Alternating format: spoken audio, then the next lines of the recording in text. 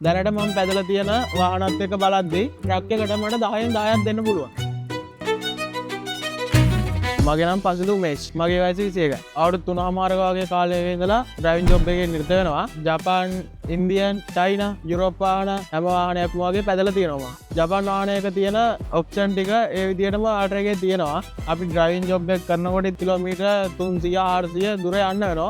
අපේ ඇඟේ වේසයටත් එක්ක ඉතින් මේක තියෙන මේ සස්පෙන්ෂන් සිස්ටම් එකත් එක්ක දුර ගමනක් යනවා නම් බොහොම පහසුයි ඩ්‍රයිවර්ට. අනිත් වාහන වලට සාපේක්ෂව බැලුවම ජීරක තියෙන්නේ ඩෑෂ්බෝඩ් එකේ. ඒක නිසා ඩ්‍රයිවර්ට ඇරෙන්න තා දෙන්නෙට මේකේ සුව පහසුව ගමනට පහසු වෙන විදියට ඒක තියෙනවා. ජපාන් වාහනයක වගේ ස්ක්‍රීන් වීල් එක ඇඩ්ජස්ට් කරන්න ඒ ඔක්කොම මේකෙත් තියෙනවා. අපිට පහසු විදියට ඇඩ්ජස්ට් කරගන්න පුළුවන්. පවර් නම් හොඳට තියෙනවා. අපිට මේක ලයිට් වෙහිකල් එකක් විදියට පාවිච්චි කරනකොට ලයිට් මොඩ් එකකට දාන්න පුළුවන්.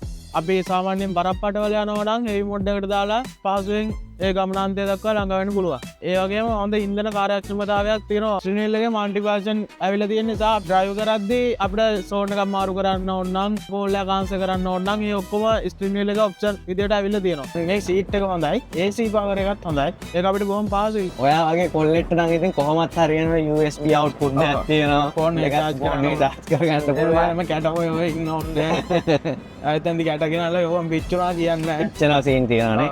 දෙන්න පුළුවන් උපරිම සාධාරණයක් කරලා තියෙනවා.